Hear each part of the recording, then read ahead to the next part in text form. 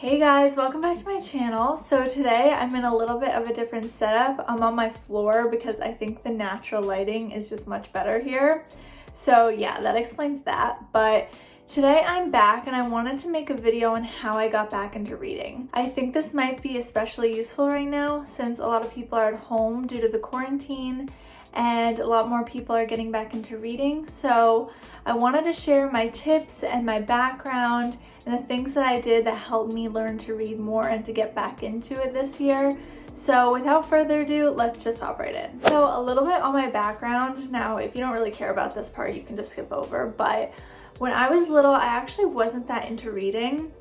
I didn't really get into reading until I was in high school. And I think it was just when I was growing up, I had some difficulties with reading. And it just wasn't really something like I did for fun. And then when I was in high school, that was when I started getting into reading. And I think it started with Harry Potter and just reading that. And then I started reading a lot more of the classics. So I read a ton of the classics when I was in high school. And then I also read a lot of young adult fiction and contemporary fiction. So I was very focused on fiction, but yeah, I just read a ton. That was just like the thing that I did in high school because I didn't really do a lot in high school. My life was kind of boring, so that was just like my hobby. And then when I got to college, I didn't really read except for the summers.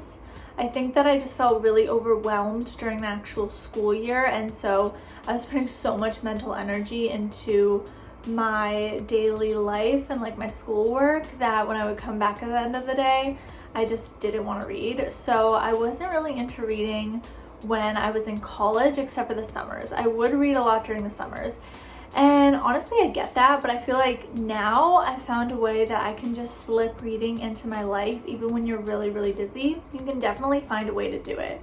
So yeah, that's kind of what I've discovered, but at that time, you know, it was something that was a little bit more difficult for me, and I read a lot during the summers. And then 2018, I think I was pretty good about reading up until like through the summer, and then September to like all of 2019, I think I read like a total of 3 books. So that was not a lot for me since I've just been a person that's always been a big reader, and then I've just kind of like stopped doing it. So 2019 was not a good reading year for me, but now it's 2020 and I'm back into reading, and I've picked up some habits that have helped me, and I've been able to read a lot this year. So one thing that I think is really important is finding books and genres that inspire you. Now, I think that a lot of us feel like we have to read certain things, like we have to focus on the classics, or we have to read what's popular right now. And I think that was something that I struggled with a lot, but you should just read whatever you find enjoyable and whatever excites you and will motivate you to read. Kind of like I said, I used to be really into reading classics, and I read a lot of fiction in general, and now I'm just not really into that. I'm much more pulled towards nonfiction and memoirs, and I don't really know why that is, but I think just over the years my preferences have changed. And that's okay. You can read whatever you want to read, whatever topic is interesting. You know, you don't have to read what all your friends are reading. Don't worry about what people are telling you to read. I know there are so many lists, like 1,000 books you have to read before you die, but honestly, just read what you want to read. Don't worry about what other people are saying, because at the end of the day, when you are deciding whether or not you're going to pick up your book, you're going to want to pick up what you're enjoying and what feels like a hobby to you and doesn't feel like a chore.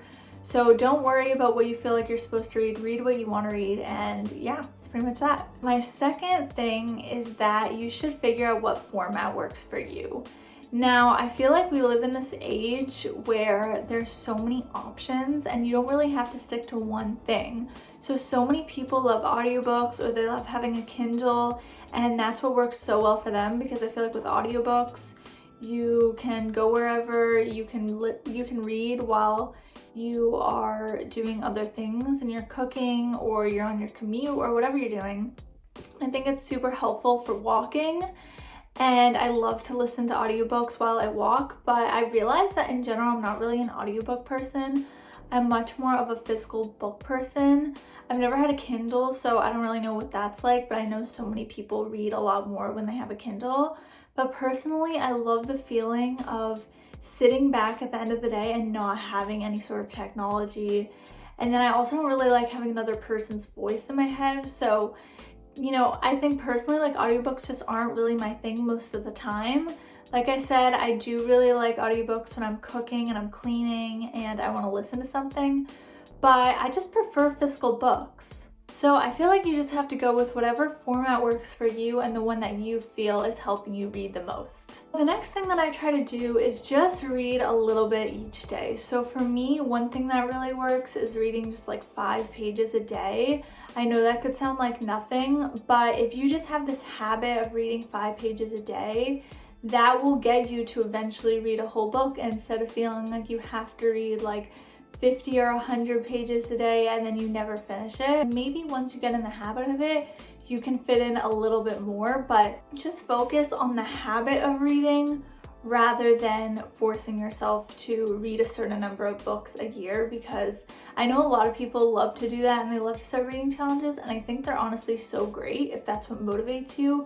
But I think the thing that most people struggle with is fitting it into their schedule in general. So I think that should be our first priority. So the next thing that I like to do is I like to rent from the library. I am just a really big library person. I feel like it just saves so much waste. I'm not worried about spending money on books, and I'm not worried about them taking up space in my house.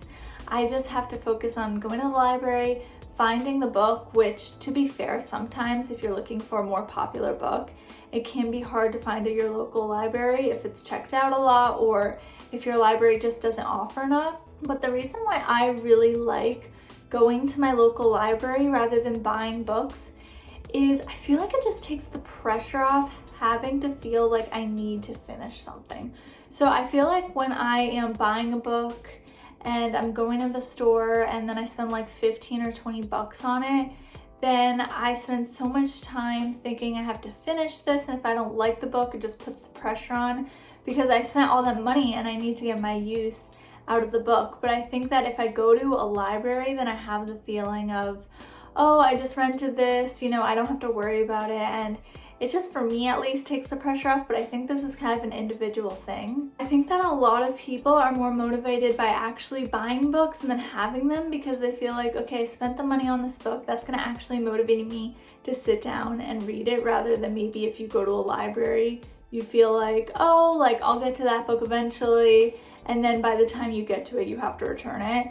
So I think it's just a personal thing, but that's one thing that really helps me. And I think that libraries are just like so underrated in this day and age. I love them so much. I love just like going into a library and looking at all the books. It's like my favorite thing to do. So another tool that I really love to use is Goodreads. Goodreads is like a social media networking type of site where you actually get to see what other people are reading and you get to put in your books. So you can have your own profile and you get to say, okay, these are the books that I'm reading, these are the books that I've read, and you get to keep track of what you're reading. And I really love that because I get to put in all the books that are on my to-read list right on there, and it's super organized. It's also really good for helping you find book recommendations.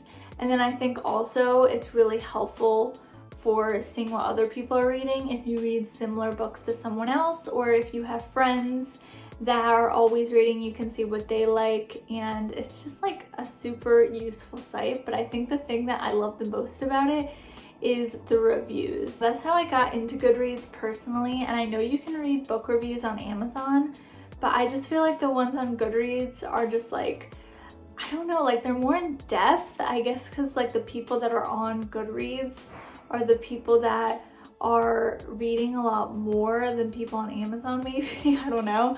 But I think also I just trust Goodreads more. So for me, Goodreads is super useful for reading reviews, and I love keeping track of all my books on there. It's honestly just like the best. I'll link my Goodreads below if you guys want to see what books I like and what I'm reading right now.